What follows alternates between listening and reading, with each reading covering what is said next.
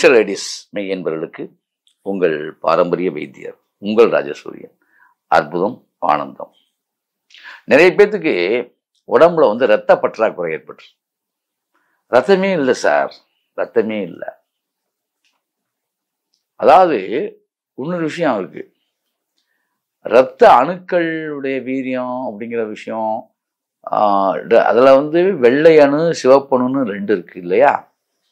இதில் வர்ற குற்றங்கள் இப்படி எப்படி எல்லா விஷயம், அதாவது ஹீமோகுளோபின்ல நீங்கள் போயிட்டாலும் சரி, நீங்கள் என்ன ஹீமோகுளோபின் இதில் எவ்வளோ இருக்குது அப்படின்னு கணக்கு பார்த்து சில பேர் சொல்லுவாங்க. மொத்தத்தில் 13வது இருக்கணும் அப்படின்னு நம்முடைய ஆங்கில மருத்துவம் கணக்கிட்டு இருக்கு. இதில் 2 பாயிண்ட் உங்கள் கணக்குப்படியே 2 பாயிண்டை வச்சுக்கிட்டுலாம் வாழ்கிறவங்களாம் இருக்காங்க. நான் கண்ணில் பார்த்துருக்கேன். நல்லா புரிஞ்சுங்க, இப்படிய மொத்த ஓட்டமும் ரத்த ஓட்டத்தில் தான் இருக்கு. அதை நீங்கள் நல்லா புரிஞ்சுக்கணும். இந்த ரத்த ஓட்டம் என்பது எந்த அடிப்படையை நோக்கியது அப்படின்னா, உங்களுடைய கல்லீரலுடைய ஆரோக்கியத்தை பொறுத்தது தான் அது. அப்போ கல்லீரல் வளப்படணும் அப்படிங்கிறது தான் விஷயம். அப்போ கல்லீரல் வளப்பட்டால் ரத்த ஓட்டம் சிறப்பாக இருக்கும். அப்போ என்ன செஞ்சால் ஒரு சிறந்த ரத்த ஓட்டத்தை பெற முடியும்? ரத்த ஓட்டம் உங்களுக்கு சிறப்பாக இருந்தாலே இளமையாகி விடுவீர்கள் நண்பர்களே. அதை புரிஞ்சுங்க. நீங்கள் போய் அதாவது இதை சாப்பிட்டா அதை சாப்பிட்டா இல்லை இளமை ஆயிடுவோம், அப்படி ஆயிடுவோம், அதுக்கு என்னது வீரிய மருந்துகளை சாப்பிட்டா இளமை ஆயிடுவோம், அப்புறம் அந்த பானத்தை சாப்பிட்டா இளமை ஆயிடுவோம், இந்த ஜூஸை சாப்பிட்டா இளமை ஆயிடுவோம், இப்படியெல்லாம் பல கதவுகள், பல்வேறு பேர்கள், பல்வேறு சிந்தனைகளோட மக்கள் வாழ்றீங்க. உங்களுக்கெல்லாம் ஒன்று சொல்லிக்கிறேன், நல்லா புரிஞ்சுங்க. உங்களுடைய கல்லீரல் சுகப்பட்டால்தான் உங்களுடைய முகம் அழகா இருக்கும். முதல்ல புரிஞ்சுங்க. அதனாலதான் தூங்க சொல்றது. மனிதர்கள் சாப்பிடக்கூடிய, ஞானிகளுக்கு தூக்கம் தேவையில்லை. அதனால தனித்திரு வெளித்திரு பசித்திருனா ஞானிகளுக்கு சொன்னார் திருவள்ளுவர். நம்ம வள்ளலார் ஞானிகளுக்கு சொன்னார். குடும்பஸ்தனுக்கா சொன்னார் அவரு? நீ தனித்திரு வெளித்திரு. தனித்திருன்னு ஒரு குடும்பஸ்தனை பார்த்து சொல்ல முடியுமா? கொஞ்சமாவது மண்டையில மசால் வேண்டாமா? யாரை பார்த்தாலும் இவங்க, நானும் பார்க்கிறேன் நிறைய இடங்களை, இது வருத்தமா தான் நான் பதிவு பண்றேன். இங்க தனித்திரு விழித்திரு பசித்திரு இதை முதல்ல போனா எல்லாத்துக்கும் சொல்றான். குடும்பத்தோட இருக்கான், நீ அவனை போய் தனித்திரு விழித்திரு. தனித்திருனா குடும்பத்துல பெரிய பிரச்சனை வந்துடாதா? யாருக்கு எதை சொல்லணுங்கிறது கிடையாதா? அதான் முதல்ல விளங்கிக்கணும். யோகி ஒருவேளை சாப்பிடணுங்கிறான். நான் கேட்கிறேன், நம்ம பல்வேறு மத குருமார்கள் யாரா இருந்தாலும் சரி, அவங்க எல்லாத்துக்கும் நான் கேட்கிறேன், நீங்கள் யோகி நிலைக்கு தானே இருக்கீங்க. நீங்க ஒரு வேளை சாப்பிடுகிறீர்களா? யோகிக்கு ஒரு வேளை. போகினா என்னன்னா போகம் பண்ணக்கூடியவர்கள், அதாவது குடும்பஸ்தர்கள். இவங்களுக்கு 2 வேளை தான். நம்ம கலாச்சாரம், நம்முடைய கலாச்சார பண்பாடு, நம்முடைய ஆகர்ஷண விஷயங்களை அள்ளி பருகலாம். அவ்வளவு விஷயங்களையும் நம்முடைய கலாச்சாரம் என்ன சொல்லுதுன்னா இதைத்தான் சொல்லுது. நம்முடைய முன்னோர்கள் என்ன சொல்லி கொடுத்துருக்காங்க? இதைத்தான் சொல்லி கொடுத்துருக்காங்க. அப்புறம் 3 வேளை சாப்பிட்றோம்னா ரோகி, ரைட். அப்போ 3 வேளை சாப்பிட்டாலும் ரோகினா 5 வேளை 10 வேளை சாப்பிட்றவங்களுடைய நிலைமை என்னன்னு நீங்க புரிஞ்சுக்கங்க. இவ்வளவுதான் நான் சொல்லி கொடுத்துறேன். சரி, விஷயத்துக்கு வரேன்.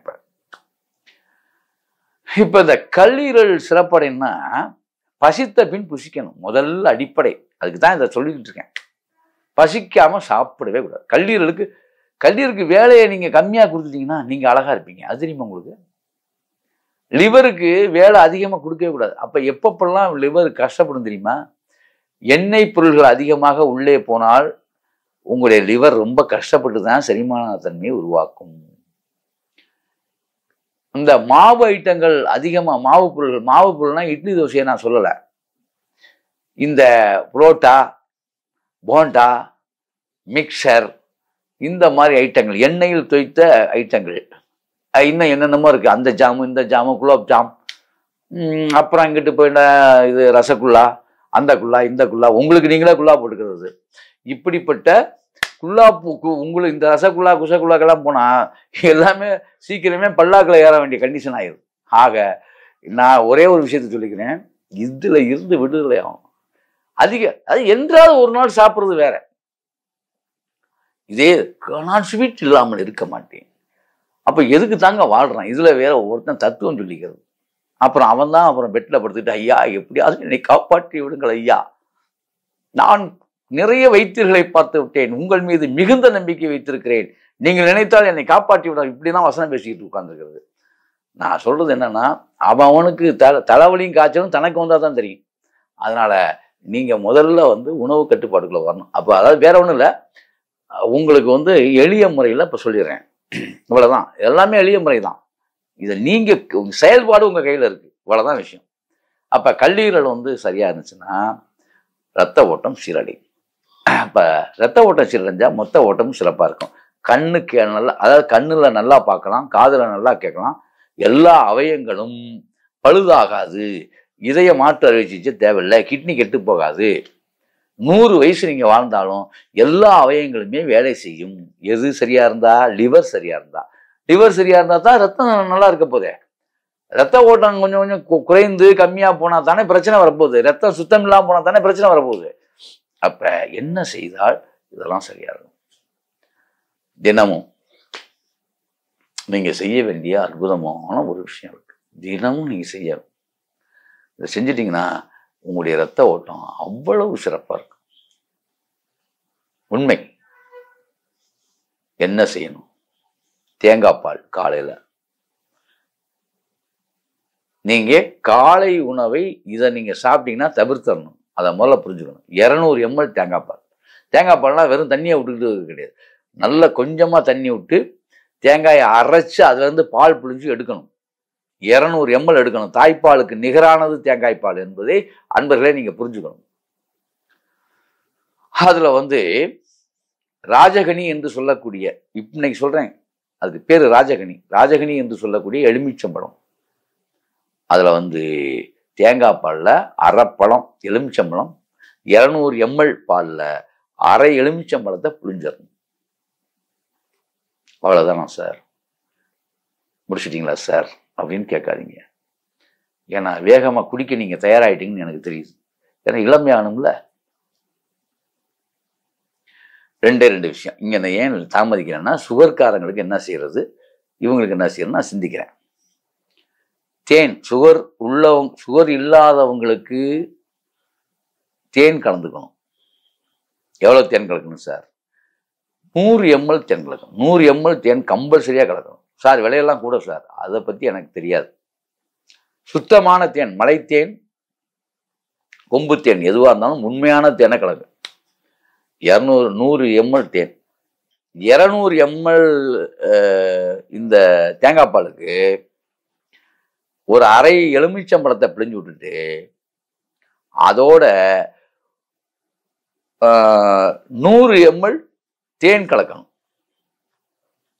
அவ்வளவு திவ்யமா இருக்கு. நீங்க சாப்பிட்டு பாருங்க. அதோட முடிஞ்சா சார்? இல்லவே இல்லை. இஞ்சி சாறு அவசியம், அவசியம், ரொம்ப ரொம்ப அவசியம். பெரிய டீஸ்பூன்ல 2 ஸ்பூன் இஞ்சி சாறு நீங்க கலக்கணும். நீங்கள் இஞ்சி சாறை அதுல வந்து பயன்படுத்தணும். அதாவது அளவு முறையை நான் கரெக்டா சொல்லியிருக்கேன். பெரிய டீஸ்பூன்ல, அதாவது சொல்ல போனா 50 ml இஞ்சி சாறு வேணும். 50 மில்லி இஞ்சி சாறு கண்டிப்பா வேணும். அதில் மிக்ஸ் பண்ணி 50 மில்லி போதும், அதுக்கு மேல வேண்டாம். 50 மில்லி இஞ்சி சாறு அதில் ஊற்றிக்கணும். இப்படி மிக்ஸ் பண்ணிட்டு அது அப்படியே பச்சையா, எல்லாமே பச்சை தான். காலையில உட்கார்ந்து மெதுவா உமிழ்நீர் அதிகமாக கூட்டி கொப்பளிச்சு கொப்பளிச்சு சாப்பிடணும். பல் விளக்கிட்டு கொப்பளிச்சு கொப்பளிச்சு சாப்பிடணும் வெறும் வயிற்றுல. இத தொடர்ந்து விடாம சாப்பிடணும். இப்படி சாப்பிட்டுட்டு இருக்கும்போது நீங்க அதிகமா மதியத்துல பீட்ரூட்டு வந்து பொரியல்ல பீட்ரூட் வந்து கம்பல்சரியா சேர்க்கணும். நான் ரத்த ஓட்டத்துக்கான இதை சொல்றேன். கிழங்குலேயே, கீழே விளையிற கிழங்குலேயே பீட்ரூட் ஒரு அற்புதமான மகா மருந்து. ஹீமோகுளோபினை அதிகப்படுத்துகின்ற முதன்மை வாய்ந்தது. ஆமா. அதே மாதிரி கண்டிப்பாக நீங்க வந்து இது பண்ணும்போது 2 வேளை கருவேப்பிலை சட்னி கண்டிப்பா வரும். கருவேப்பிலை சட்னி எப்படி செய்யணும் தெரியுங்களா? கருவேப்பிலை அந்த சட்னி செய்வதற்கு உண்டான உளுந்தம்பருப்பு இதெல்லாம் வறுத்து போட்டு கருவேப்பிலை சட்னி செய்யணும். அதில் சின்ன வெங்காயமும் சேர்த்துக்கணும். பெரிய வெங்காயம் ஆகவே ஆகாது. கருவேப்பிலை சட்னி ரொம்ப சிறப்பாக உங்களுக்கு பிடிச்ச மாதிரி செஞ்சுக்கணும், தப்பே கிடையாது. செஞ்சு இதை 2 வேளை சாப்பாட்டுலையுமே ஒரு நாளைக்கு ஒரு 50 கிராம் ஆவதும் கருவேப்பிலை சட்னி உள்ள போகணும். 15 தினங்கள் செக் பண்ணுங்க. அதுக்கு முன்னால வச்சுக்கோங்க உங்களுடைய ஹீமோகுளோபினை, உங்களுடைய ரத்த ஓட்டத்தை. புதிய ரத்தம் பாஸ் ஆகும் நண்பர்களே, புதிய ரத்தம் உருவாகும். போதுமா? ஆமா, நல்லா பசி எடுத்த பின்னால சாப்பிடும், நல்லா பசி எடுக்கும். மதிய உணவுல நான் சொன்ன மாதிரி செஞ்சுக்கணும். ஆமா, அருமையான பசி இருக்கும், அற்புதமா இருக்கும், முகப்பொலிவு பெறுவீங்க. ஏன்னு கேட்டா கல்லீரல் சிறப்பாயிட்டா உடம்புலாம் வளமை, இனிமை, இளமை பெறுவீங்க. இதுதான் உண்மை. ஆகவே இப்படி செய்து அப்படி வாழுங்கள். அற்புதம், ஆனந்தம்.